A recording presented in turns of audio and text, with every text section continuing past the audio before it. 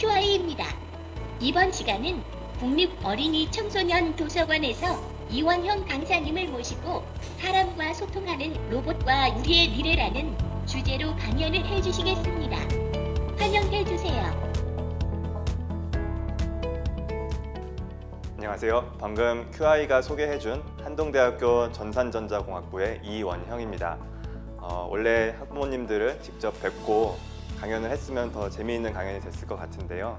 코로나로 인해서 영상으로 강연을 진행하게 된 점 양해 부탁드립니다. 오늘 제가 강연할 내용은 사람과 소통하는 로봇과 우리의 미래라는 내용으로 강연을 준비했습니다.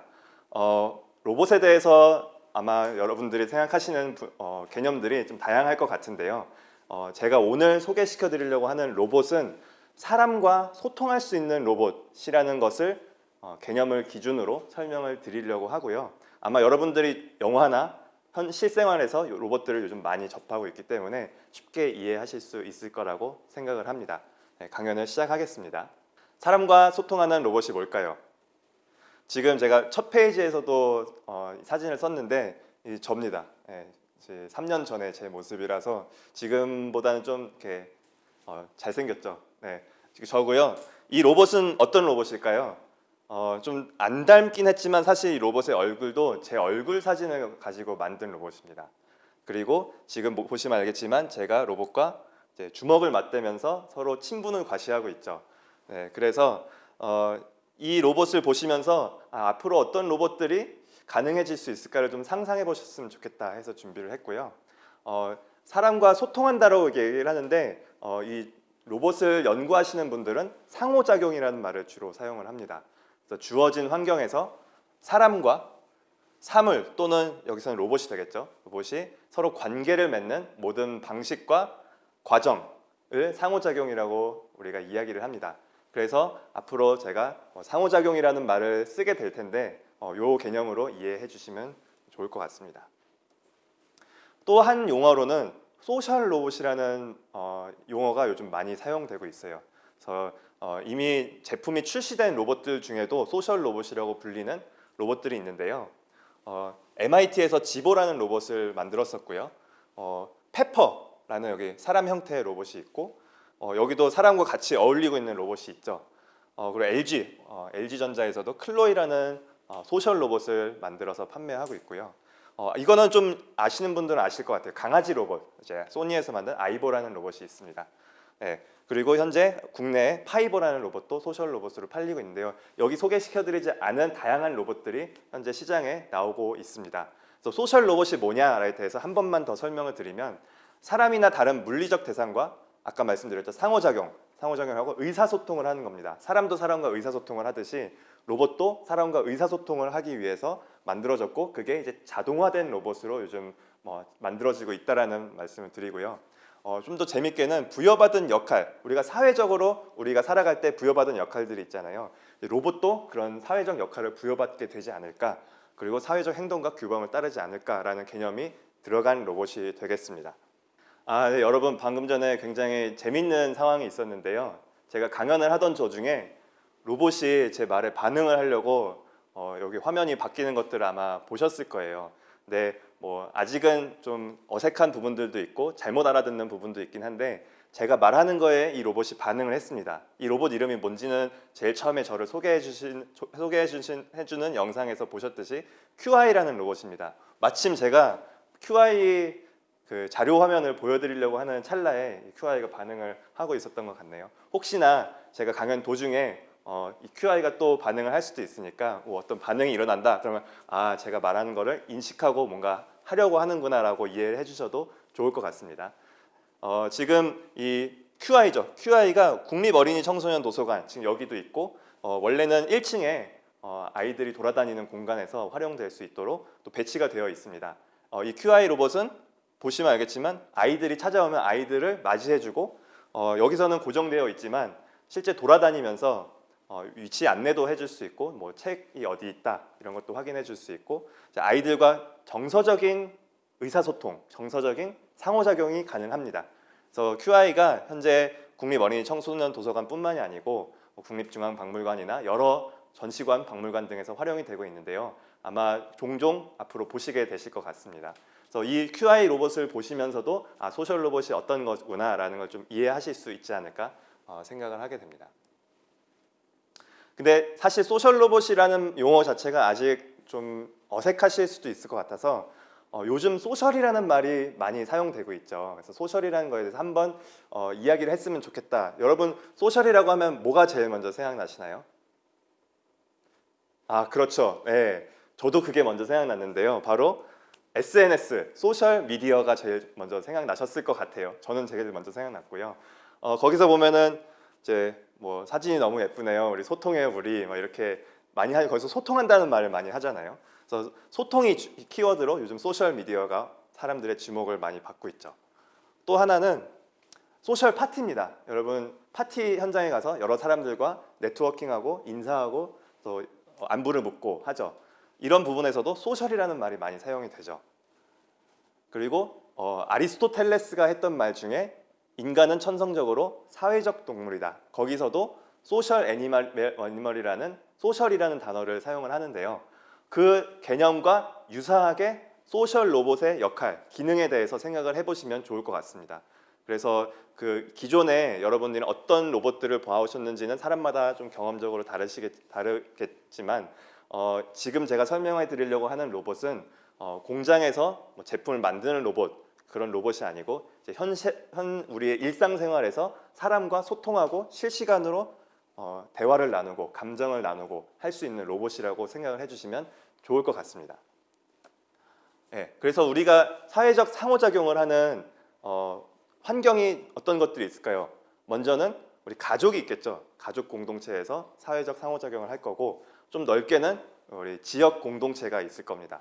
그리고 사실 여러분 반려동물 키우잖아요. 반려동물도 우리 가족의 구성원이라고 우리가 받아들이고 사회적 상호작용을 합니다. 이처럼 아까 제가 얘기했듯이 사람이 됐던 여기서 이제 제가 하나 재밌는 예시를 하나 더 갖고 왔는데요. 영화 캐스트 어웨이를 기억하시는지 모르겠는데 혹시 보신 분이라면 영화 주인공이 배구공에 얼굴을 그려놓고 친구로 부릅니다. 이처럼 사람이 아닌 대상에게도 심지어 사물에게까지 우리가 사회적 역할을 부여하고 상호작용을 하려고 하는데요. 로봇이 점점 사람을 닮아가고 있고 우리 일상생활에 들어오고 있다면 그러니까 로봇을 대하는 입장도 사회적 상호작용을 가정에서 행동하게 될 것들이 많이 있다라는 것을 우리가 예상할 수 있을 겁니다. 그래서 뭐 여러 형태들이 있을 수 있는데요. 뭐 여기서는 이제 로봇이 뭐 사람처럼 생겼다기보다는 이제 팔만 있는 형태이긴 하지만 사람과 협력을 하고 있죠. 협력을 하려면 사람과 소통을 원활하게 해야지 협력이 되겠죠. 여기서는 이제 아이들의 교육이나 어떤 심리적인 발달을 도와줄 수 있는 로봇으로 활용이 되고 영화지만 여기서 노인과 로봇이 어떤 관계를 가질 수 있는지에 대해서도 보여주는 예시가 있어서 제가 자료를 준비했습니다. 근데 여전히 여러분들이 궁금하신 것이 있을 거예요. 물론 어떤 분들은 뭐 공항이나 박물관에서 로봇을 이미 접해보신 분들도 있을 텐데 아직 기술적으로 이 부분들이 어느 정도인지에 대해서 의문을 품으시는 분들이 있을 것 같아요. 영화에서 보는 것과 현실에서 보는 기술의 현재를 한번 제가 비교해 드리려고 합니다. 비교해 드리고 기술이 어느 정도까지 왔구나를 이해하신다면 앞으로 다가올 미래에 대해서도 더 예상하기 좋을 것 같아서 먼저 기술의 발전과 다가올 미래에 대해서 설명을 드리겠습니다. 로봇은 이미 옛날부터 개념적으로는 많이 발전을 해왔죠. 그래서 자동화된 기계로부터 시작을 해서 컴퓨터가 나오면서 정보 처리를 굉장히 고급으로 할 수 있는 기계들이 나타나기 시작을 했고요. 산업용 로봇에서 그 공장 같은 데서는 이미 로봇이 굉장히 많이 활용되고 있죠. 그 와중에 동시에 인공지능이라는 것들이 발전하기 시작했습니다. 여러분들이 인공지능이란 말을 최근 몇 년 사이에 더 많이 들으셨겠지만 인공지능이라는 개념은 이미 1990년대에도 많이 활용이 되고 있어서 체스 경기에서 컴퓨터가 인간을 이기는 그런 사례를 1990년도에 이미 확인하실 수 있을 겁니다. 그래서 인공지능이 물론 최근에 더 발전하는 계기들이 있었는데 그건 제가 나중에 한 번 더 언급을 해드리고요. 로봇의 발전과 인공지능의 발전 접목이 되면서 2000년도에는 이제 혼다에서 아시모라는 로봇이 사람처럼 생겨서 걸어다니고 뛰어다니는 로봇이 나왔죠. 이 로봇과 인공지능이 더 결합이 되면서 앞으로 오늘날과 미래에 어떤 모습들이 로봇들이 어떤 모습을 가지게 될까라는 것들을 생각해 보실 수 있을 것 같아서 이 흐름을 한번 설명을 드렸고요. 요즘엔 지능형 로봇이라는 말도 많이 사용을 합니다. 이거는 이제 2017년에 제가 만들었던 로봇입니다. 제가 만든 로봇인데 아마 다른 로봇 기술들에 비하면은 뭐 좀 부족한 부분도 있겠지만 그래도 이 정도 로봇 여러 기술들이 합쳐지면 이런 정도까지가 가능하겠구나. 뭐 2017년이라서 오늘날에는 더 많은 발전이 있었겠죠. 제가 준비했던 영상은 제가 직접 만들었던 영상을 보여드리려고 합니다. 그래서 왼쪽 영상을 먼저 보시고 가시죠. 지금 로봇이 사용자, 사람을 접니다. 지금 상황에선 전데요. 저를 만난 거고요. 내 이름은 원형이야. 저를 처음 봐서 제가 제 이름을 소개한 겁니다. 원형님, 안녕하세요. 네, 안녕. 지금부터 얼굴을 학습하겠습니다. 그 다음에는 이제 제 얼굴을 학습하는 거고요. 지금 여기서는 수초 안에 제 얼굴을 학습하는 상황이 되겠습니다. 학습을 종료합니다. 이제 당신을 원형님으로 기억하겠습니다. 저를 이제 원형이라고 부르기 시작을 하는 거죠. 그래서 이거는 바로 다음 편집이 됐지만 바로 다음 상황이고요. 제가 다시 나타났을 때 원형님, 저를 안녕하세요. 처음 보는 사람이 아니고 저를 인사를 해주기 시작을 하는 거죠. 잘생겼다. 이제부터 좀 하려고 하는 건 로봇을 좀 칭찬해주고 좀 쓰다듬어 주려고 해요. 감사합니다. 잘생겼다고 하니까 친절하신 기분 분이시네요. 좋아하고 있는 상황이죠.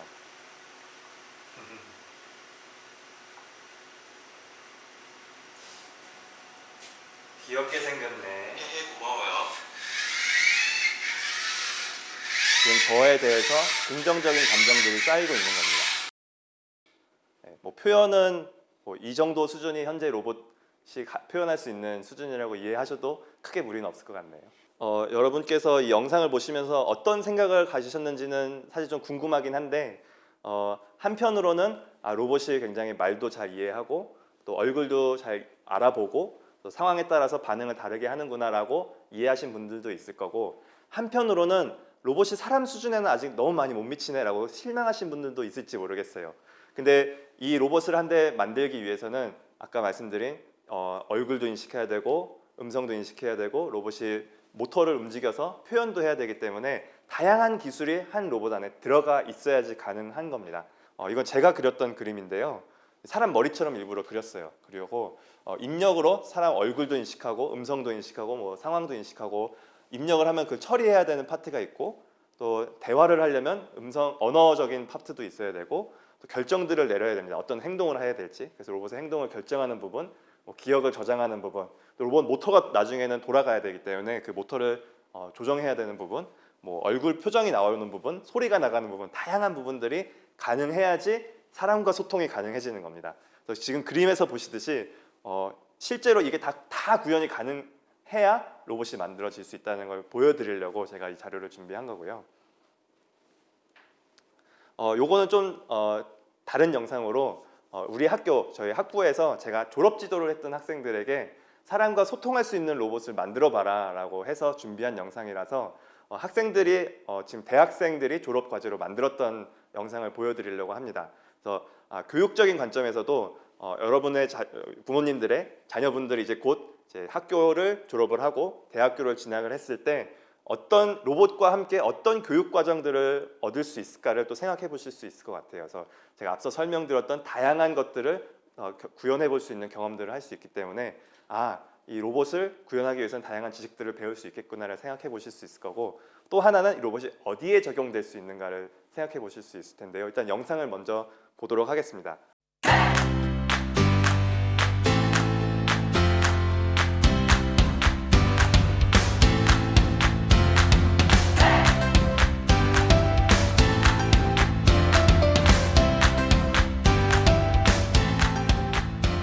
자주 보이시네요. 당신의 이름을 알고 싶어요. 공용 화장실은 병동라운지 앞에 있으니 이곳을 이용해 주십시오.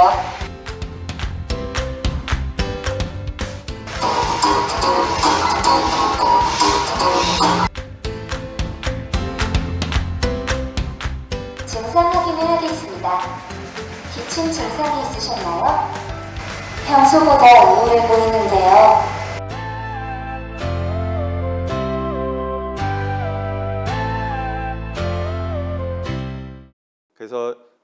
지금 보시면은 어떤 로봇을 어떻게 활용하고 있는가를 좀 예상을 해보실 수 있을 텐데요. 제가 원래 좀 뒤쪽에 설명을 드리려고 했는데 지금 이 영상을 보여드린 김에 말씀을 드리면 여러분들 요즘에 코딩 교육이나 로봇을 조기 교육을 해야 되나라는 거에 대해서 궁금하신 부분들이 있을 거예요.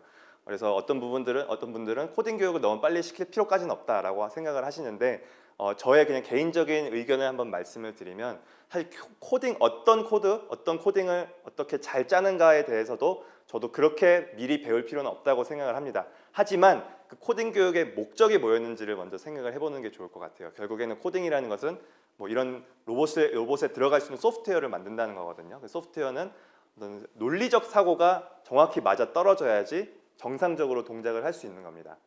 그래서 사실 코딩 교육의 사실 주 목적은 어렸을 때부터 논리적 사고를 얼마나 잘 할 수 있게 그 역량을 키워줄 수 있는가, 그 부분에 대해서 코딩 교육이 많이 초점을 둬야 되지 않는가라고 생각을 하고요. 그런 의미에서라면 저는 코딩 교육을 시키는 것도 좋지만 너무 그 코딩 교육 자체에 집중하지 않으셨으면 하고요. 더 나아가서 요즘에 로봇 코딩, 로봇 교육 이런 것도 많이 나오는데요. 사실 인공지능이 발전을 하면서 누구나 쉽게 인공지능, 로봇 기술들을 사용할 수 있는 게 맞습니다. 맞기 때문에 어렸을 때부터 로봇을 접하고 그걸 통해서 여러 가지 만들어 보는 것들은 굉장히 좋은 경험인데, 마찬가지로 이 로봇 교육이나 어렸을 때 이런 기술들을 접하게 하는 거의 주 목적은 논리적 사고를 얼마나 잘 할 수 있는가를 훈련시키는 과정이라고 먼저 생각을 해주시면 좋을 것 같고요. 대학교에서도 이런 과정들을 준비하고 있으니까 여러분들이 초중고를 거치면서 아이들이 어떤 교육을 받을 수 있을지, 다가올 기술이 어느 정도 마련되어 있는지를 참고하시면서 미래를 대비하실 수 있을 것 같아서 자료를 준비했습니다. 인공지능에 대해서 짧게 한 번만 더 설명을 드릴게요. 아까 말씀드렸듯이 인공지능이란 단어는 1950년대에도 이미 나오고 있었던 말입니다. 그러다가 이제 여러분 알파고가 굉장히 파급이 컸었죠. 그게 2016년 그쯤이었는데, 그쯤에 딥러닝이라는 용어가 나오면서 인공지능이 사람을 뛰어넘을 수도 있겠구나라는 이야기들이 나오기 시작을 했습니다.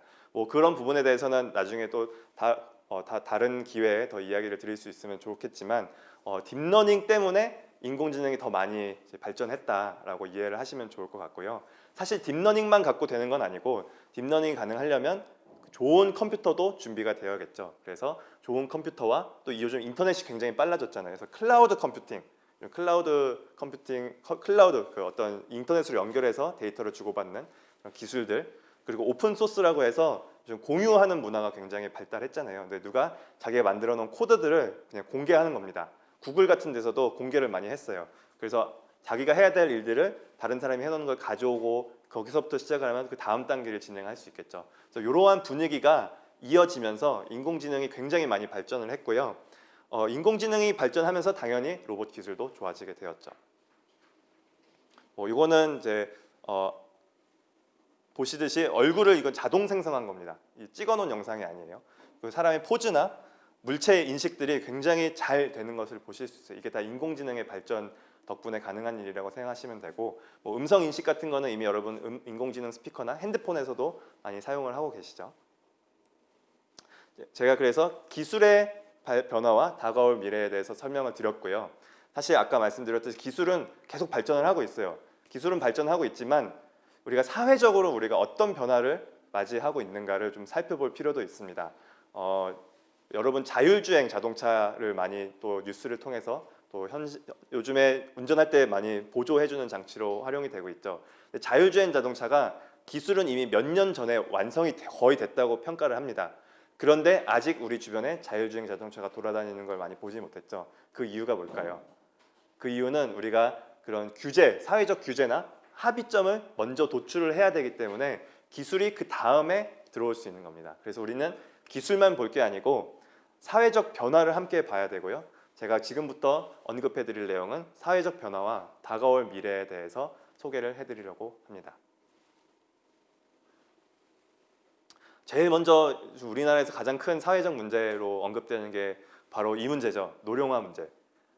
노령화뿐만이 아니고 저출산 문제도 같이 이어지고 있는 문제인데요.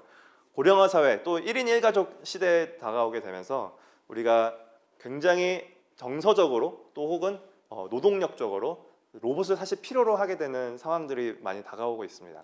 노동력뿐만이 아니고 아까 노인분에게 적용될 수 있는 로봇, 소셜 로봇을 한번 설명을 드리기도 했었는데 이게 간단해 보이지만 좀 인형 같은 로봇인데 물개 로봇입니다. 8호라고 불리는 노인분들의 정서적인 필요들을 채워주기 위해서 로봇이 개발된 예시고요. 이처럼 고령화 사회가 다가오면서 사실 이건 뒤에서도 한번 더 설명드리겠지만 저희 친할머니가 많이 나이가 드시면서 자녀분들이 할머니를 돌보는데 어려움을 많이 겪었어요. 근데 그때 의견이 나눴습니다. 부모님은 자식이 돌봐야지, 혹은 사람이 돌봐야지. 근데 그거를 다른 사람 손이나 로봇의 손에 맡긴다? 굉장히 불편해하시는 분들이 많았거든요. 그래서 그런 부분에 있어서 한번 고령화 시대에 로봇이 활용되는 것들이 어떤 의미일까를 저는 한번 질문을 화두를 던져보고 싶었고요. 저의 또 개인적인 의견을 말씀드리면 사실 로봇은 사람을 대체하는 거라고 저는 생각하지 않습니다. 사람이 할 수 있는 부분은 사람이 하고 사람이 힘들어하는 부분을 로봇이 보조해주는 역할을 한다면 시너지 효과를 낼 수 있다고 생각을 하거든요. 그래서 고령화 시대와 또 혹은 1인 1가족 시대에 우리가 어떤 로봇들을 적용할 수 있을까? 1인 1가족뿐만이 아니고 요즘 뭐 개인주의가 굉장히 많아지고 있잖아요. 그래서 혼밥, 혼술, 혼영과 혼행이 뭔지 아시나요? 혼행, 혼자 여행 가는 겁니다. 그래서 여행을 혼자 다니는 시대가 됐어요. 요즘 사실 같이 다니지도 못하는 또 다른 이유가 생겼죠. 그래서 개인주의가 커지면서 일본에서는 여행 동반자 로봇이라는 게 개발이 됐었어요. 그리고 여기는 이제 시제품으로 나오진 않았지만 술친구 로봇이라는 또 로봇이 개발이 돼서 혼자 있는 시간에 로봇과 아까 얘기한 소통을 하는 겁니다. 감정적인 소통까지 기대를 하는 거죠. 그래서 시대적으로 우리가 변화에 맞춰서 이런 로봇들이 왜 나오는가, 그런 필요가 왜 있는가를 대해서도 한번 생각해 보면 좋을 것 같고요. 좀 더 의미 있게 활용한 예제를 가져오면요, 그 우주 비행사를 위한 로봇입니다. 그래서 키로봇라고 하는 로봇은 실제로 우주 비행사랑 우주 정거장에 갔다 왔어요. 우주 정거장에 가면 사람이 많이 없잖아요. 뭐 혹은 혼자 있을 때가 많이 있는데 그때 대화가 가능한 로봇이 같이 가는 겁니다. 영화 인터스텔라에서는 이게 로봇이거든요. 로봇이 좀 누워 있는 장면인데 로봇과 사람이 대화를 하는 기능이 있고요. 이 로봇은 사람처럼 생기진 않았지만 뭐 유머 기능, 솔직함 기능 이런 것들을 이제 어떤 요소로 써서 사람과 소통하고 사람이 우주 속에 혼자 있지 않는다라는 느낌을 줄 수 있고 영화에서는 더 그걸 적극적으로 표현을 하고 있죠. 그래서 이런 우주 비행사를 위해서도 정서적인 피로들을 채워줄 수 있는 로봇들을 개발을 하고 있습니다. 마찬가지로 1인 1가족 개인주의 시대가 올 때 로봇이 어떤 역할로 활용될 수 있을까 생각해 볼 수 있을 것 같고요.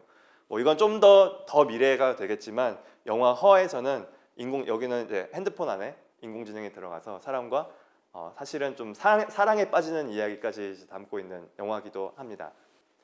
네, 이제 여러분들이 기술과 사회적 변화에 대해서 조금 감이 좀 오셨나요?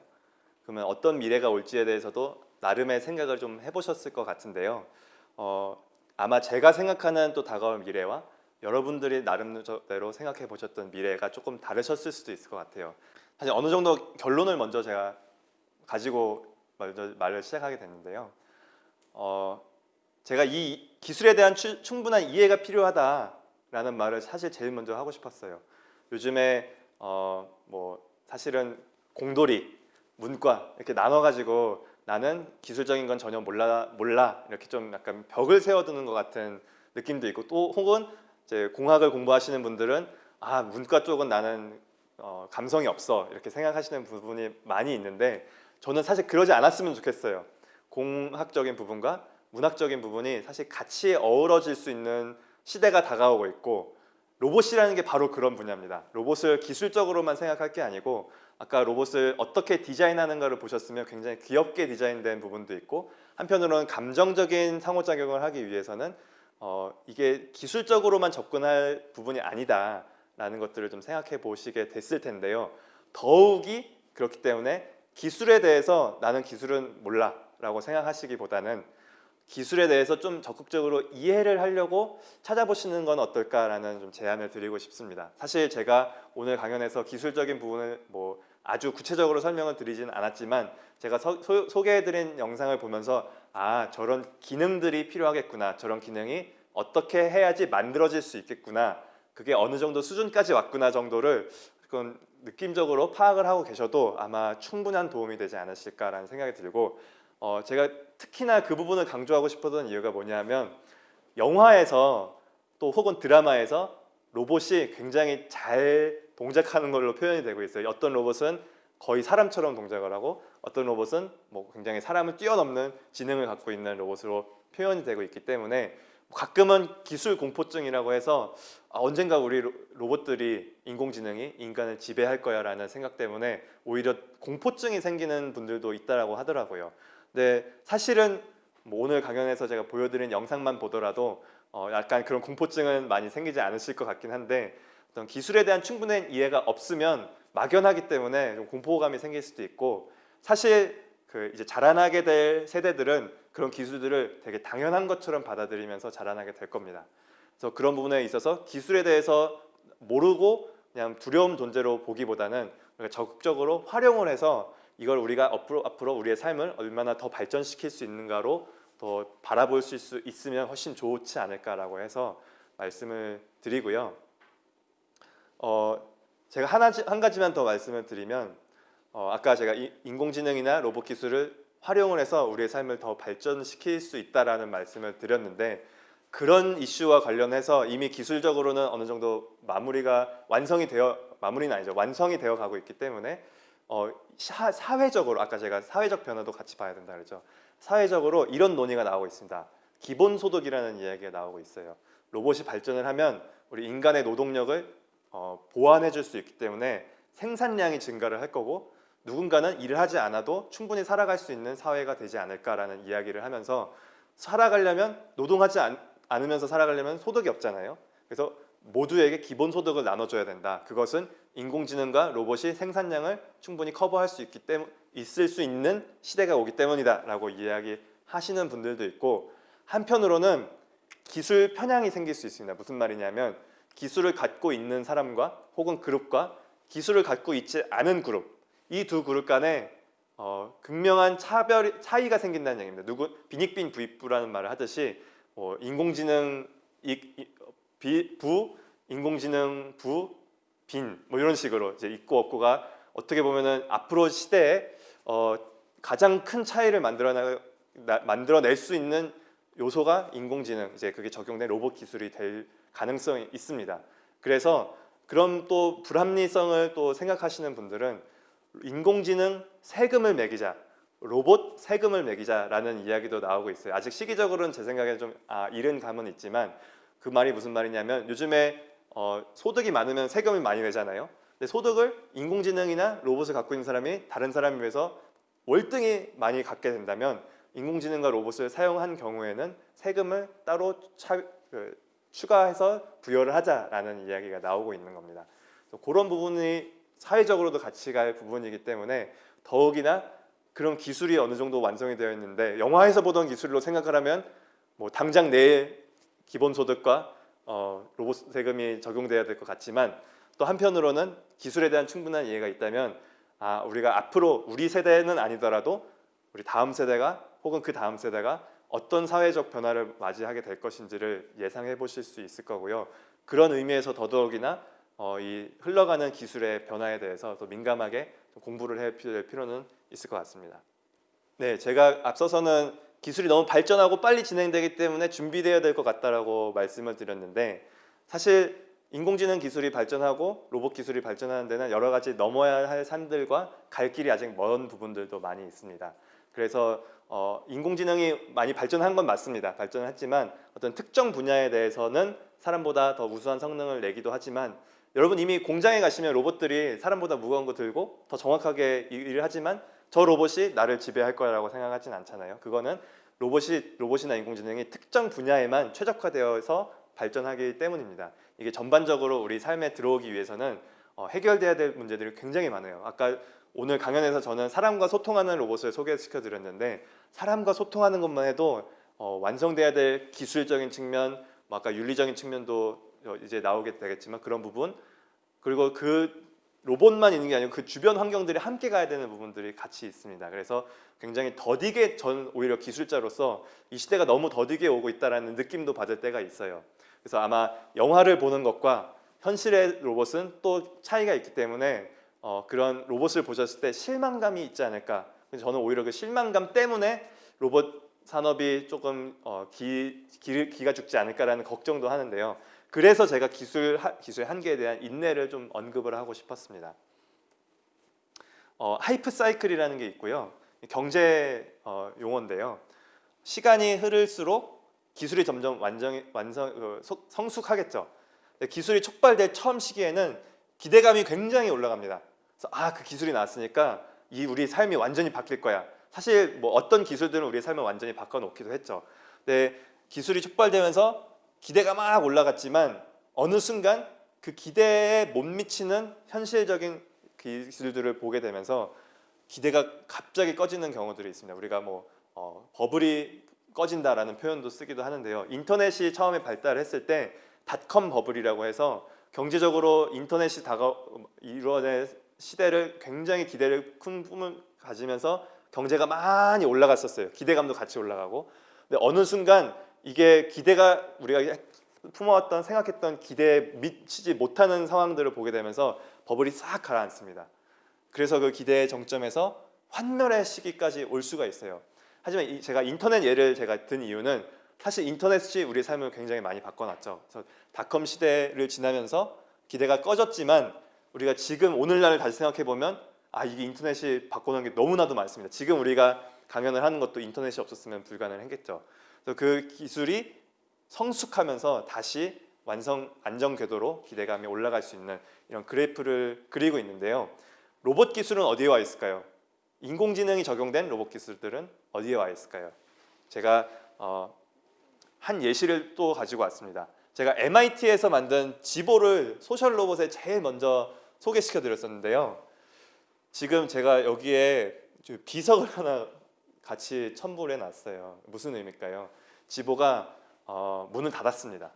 네, 이 MIT에서 만든 로봇이기 때문에 세간의 관심을 굉장히 많이 받았거든요. 그래서 투자도 많이 받았는데 이 유튜버는 어떤 의견을 내놓았냐면 이 로봇이 한 1,000불, 그러니까 100만 원 정도에 팔렸는데요. 이 로봇을 들으면서 내가 100만 원짜리 음성 대화 스피커를 샀구나 라는 얘기를 하는 거예요. 사실 핸드폰에서 다 되잖아요.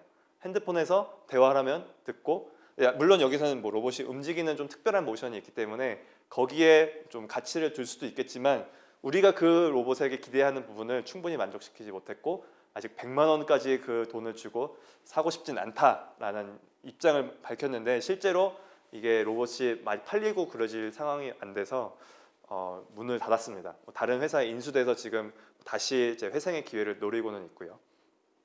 그리고 소프트뱅크에서 프랑스에 있는 이 유명한 로봇 회사를 사면서 페퍼라는 로봇을 개발을 했는데요.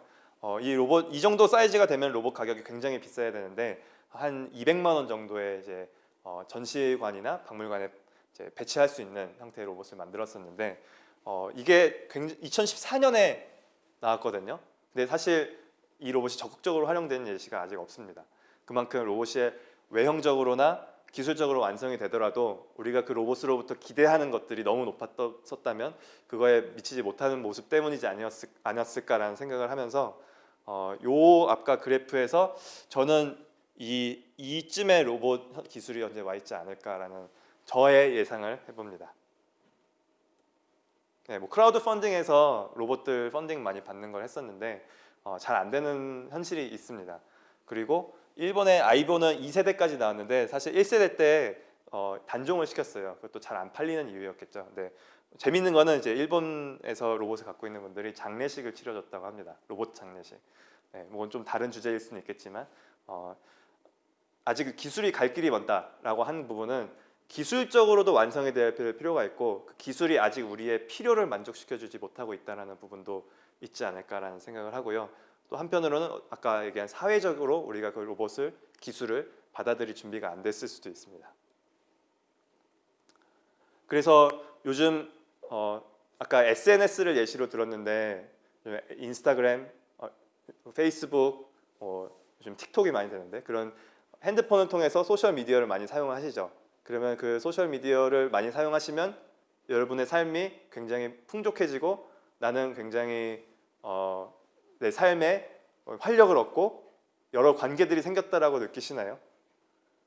네, 좀 젊은 사람들은 오히려 그 채널을 더 적극적으로 사용할 수도 있겠다 생각이 드는데 사실 사회적으로 또 문제가 되는 게 방구석에서 그것만 하고 있는 거예요. 네, 집 밖을 나오는 게 아니고 그리고 실제 사람을 만나는 게 아니고 핸드폰을 통해서 뭐 어떤 경우는 그냥 문자로만 사람과 사람의 관계를 쌓는 거죠. 그러면 사실은 이런 기술이 발전을 하면서 가능해진 기술이 없었다면 당연히 밖으로 나와서 사람과 사람의 소통을 했겠지만 오히려 기술이 발전을 하면서 사람과 사람의 관계가 줄어드는 게 아니냐라는 걱정이 나오기 시작을 하는 겁니다. 그래서 오히려 로봇 기술도 마찬가지로 아까 사람의 정서를 채워줄 수 있는 로봇이 생기면 오히려 로봇에 의존하고 사람과 관계를 맺지 않으려고 하지는 않을까라는 걱정이 되는 부분도 사실 피해갈 수 없는 질문이라고 저는 생각을 합니다. 여러분들은 아마 부모님들 똑같이 고민하고 계실 텐데 여러분 아이가 폭력적인 게임을 하게 놔두실 겁니까? 네, 좀 신세대 부모님이라면 뭐 게임은 게임이지라고 생각하실 수도 있고 약간은 이제 보수적인 부모님이시라면 폭력적인 특히 게임도 안 좋은데 폭력성이 있는 게임까지 한다라고 하면은 되게 거부 반응을 느끼실 수도 있겠다라는 생각이 들어요. 근데 재밌는 사례가 있는데요. 로봇이 전시장이나 공항 같은 데 놓여 있으면 아이들이 로봇을 때립니다. 귀찮게 하고 길 가는 걸 막고 욕도 하고 그래요. 이게 뭐 그 부분에 대해서는 아직 좀 더 많은 연구가 필요하겠지만 왜 그런지 연구가 필요하겠지만 로봇이 아이한테 맞고 있어요. 그럼 여러분 아이를 말리실 겁니까? 말리실 것 같죠. 예. 그리고 뭐 제가 오늘은 보여드리지 못할 것 같지만 그 드라마 리얼 로봇이라는 곳에서는 이게 보시면 알겠지만 서양권 스웨덴 드라마였습니다. 그래서 거기에 동양인 여성의 모습을 하고 있는 로봇이 나와요. 사람과 굉장히 똑같이 생긴. 서양권에 있는 어떤 청소년들이 그 동양인 여성의 로봇을 굉장히 귀찮게 하는 일들이 생기게 됩니다. 그러면 이 로봇이 점점 사람처럼 닮아가고 있는데 로봇을 때리고 부수고 안 좋게 하는 거에 대해서 걱정을 할 수 충분히 있다고 생각을 하거든요. 게임보다 오히려 로봇은 실체가 있기 때문에 더 조심해야 되고 이거는 로봇조차도 아니고 어떤 조형물 같은데 로봇처럼 생겼죠. 누군가가 밤에 로봇을 부시고 갔더니 사회적으로 문제가 됐어요. 로봇을 부신 저 사람을 찾아야 된다. 벌 줘야 된다. 예, 로봇을 부신다고 아직은 뭐 감옥에 잡혀가진 않지만 로봇을 부셨을 때 사람처럼 생긴 로봇을 부셨을 때 어떻게 우리가 바라봐야 할까요? 그래서 뭐 로봇이 또 거기에 감정까지 갖게 된다면 감정이 있는 로봇, 없는 로봇에 관련해서도 아마 다양한 이야기들이 진행될 수 있을 것 같은데 화내는 로봇은 교육적일까? 저는 그 얘기도 한번 던져보고 싶었어요. 그래서 우리는 사람은 감정이 없으면 뭐라고 부르죠? 네, 좀 잘 돌봐줘야 되는 사람이라고 생각을 하죠. 네, 물론 감정이 앞서는 사람도 잘 돌봐줘야 되는 사람이지만 감정이 없는 사람은 굉장히 우리는 조심스러워합니다. 마찬가지로 로봇에게 감정이 있고 없고가 어떤 의미일지도 한번 생각해 보시면 좋을 것 같고 물론 로봇이 갖고 있는 감정과 사람의 감정은 다를 수 있지만 그 사람과 유사한 기능을 하는 감정이 이제 로봇에게 들어가기 시작을 한다면 그 로봇이 우리 사회 속에 들어왔을 때 어떤 영향을 줄 수 있을까를 좀 생각을 해봐야 되지 않을까라고 생각을 하고 그게 점점 당연하게 되는 시대가 다가오면 우리 다음 세대가 그 사회 생활 속에서 자라나게 될 거기 때문에 우리가 아이들에게 그 교육을 해줄 때 어떤 부분을 교육을 해줘야 될지를 좀 더 고민해 볼 수 있을 것 같습니다. 데이터를 오용하는 경우도 굉장히 많습니다. 요즘 아까 인공지능이 결국 발전을 하면서 데이터를 많이 모아야지 인공지능이 발전을 하거든요. 그래서 요즘 대화가 가장 많이 일어나는 곳이 어디죠? 트위터죠. 트위터 대화를 막 모아가지고 그 챗봇을 만들었대요. 대화가 가능한 인공지능 스피커처럼. 그래서 챗봇을 서비스를 했는데 마이크로소프트에서 그 한번 테스트형으로 올렸는데 누가 질문했습니다. 학살을 지지합니까? 라고 챗봇한테 물어봤어요. 했더니 로봇이 그럼 당연하지 라고 대답을 한 거예요. 학살을 지지하는 거가 당연하다고 대답을 했어요.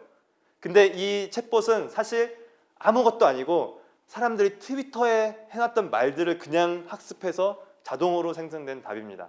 그러면 이 챗봇은 악한 걸까요?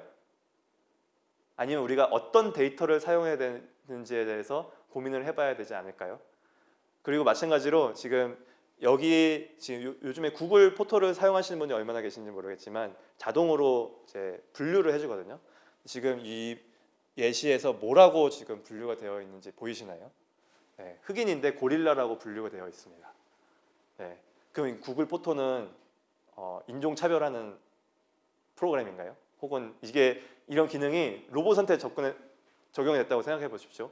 들어와서 로봇은 그냥 순전히 데이터로 학습을 하고 사람을 보는데 어떤 사람은 정상적인 사람으로 보고 어떤 사람은 뭐 원숭이로 보고 이렇게 접근을 하기 시작하면은 굉장히 큰 사회적 무리가 일어나겠죠. 이게 굉장히 편향된 데이터를 썼을 때 나타날 수 있는 되게 쉬운 상황입니다.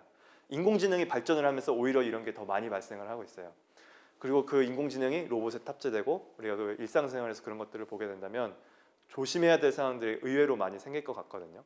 그래서 데이터를 어떻게 사용하느냐, 데이터를 그냥 무작정 사용하는 게 다 옳은 것은 아니다 라는 말씀을 드리고 싶고, 이게 앞으로 다가올 미래에서 제 생각엔 이게 이미 현재 가장 걱정해야 될 부분 중에 하나로 그 연구자들이 이미 논의를 시작하고 있습니다. 네, 어느새 이제 마지막 자료가 됐는데요. 사실 로봇이랑 사람이 소통한다고 해서 로봇이 사람이 될 수는 없습니다. 사람과 로봇의 존재적인 차이가 있고, 아까 제가 고학년이 되면 사람과 소통하지 않고 로봇과 소통한다는 걸 명확하게 이해한다고 했듯이 사람과 로봇은 다른 존재예요. 물론 사람처럼 닮아가고 있고 사람의 기능을 어느 정도 모방하고 있는 로봇들을 우리가 좀 상상하고 기대하는 부분들도 있지만 존재적인 차이가 있는데, 사실 이 바이센티니얼 맨이라는 영화에서는 그 사람과 로봇의 가장 존재적으로 가장 큰 차이는 죽음에 있다라고 이야기를 했습니다. 그래서 제가 영화 스포일을 할 수는 없지만 이 로봇이 마지막에 어떤 선택을 해서 나중에 사람으로 인정받고 영화가 끝나거든요.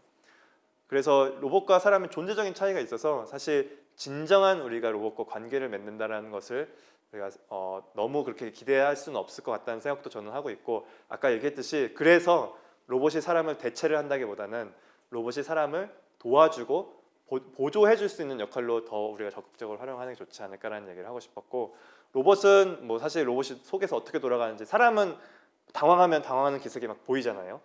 근데 로봇은 뭐 일단 당황도 잘 안 할 것 같고, 당황을 한다고 만약에 하더라도 뭐 속에서 뭐 오류가 난다고 하더라도 얼굴에서 그 오류가 나타나지 않으면 몰라요 우리가. 근데 로봇은 그런 차이가 있습니다. 로봇이 여러분의 상사라고 생각해 보십시오. 우리는 상사가 어떤 말을 하면은 저게 무슨 뜻이었을까 막 생각을 하고 어떤 추론을 하지만 로봇이 아무런 표정도 없이 우리한테 명령을 내려요. 그러면 그런 시대에는 좀 굉장히 로봇을 대하는 상황이 많이 달라질 수 있을 것 같다라는 말씀을 드리고, 사실 여기까지 이야기를 하는 거는 조금 먼 미래라고 생각을 하고, 아까 얘기 드렸듯이 기술적인 넘어야 될 산이 많고, 또 물론 기술이 어느 정도 특정 분야에서는 성숙돼 가면서 변화하고 있는 분야들이, 변화를 시키고 있는 분야들이 있습니다. 그래서 기술이 가져올 변화들을 제가 설명드린 것뿐만이 아니고 로봇은 또 다양한 분야의 다른 로봇들도 존재하고, 인공지능이라든지 여러분이 핸드폰을 쓰면서 많이 느끼셨을 거예요. 우리 삶이 많이 변하고 있구나라는 걸. 그래서 이런 로봇이나 인공지능이 가져올 미래, 더욱이나 저는 오늘 얘기했던 소통하는 로봇이 가져올 미래, 그리고 그 미래를 당연스럽게 받아들이게 될 다음 세대, 우리 아이들이 자라나게 될 때 어떤 사회적인 환경을, 기술적인 이득을 보면서 자라나게 될 것지를 한 번 더 생각을 해보시고, 그에 맞는 부모의 자세, 그에 맞는 교육적인 컨텐츠를 제공해 줄 수 있으면 그런 것들을 두려워하기보다는 더 적극적으로, 더 효과적으로, 긍정적으로 사용할 수 있지 않을까라고 생각을 하면서 제가 오늘 강연을 준비하고 그런 강연에 대해서 좀 이해를 해주셨으면 좋겠고요. 네, 그러면 오늘 사람과 소통하는 로봇과 그 로봇이 만들어갈 우리의 미래에 대한 주제로 제 강연을 준비했는데요. 여러분에게 유익한 시간이 되셨길 바라면서 강연을 마무리하도록 하겠습니다. 감사합니다.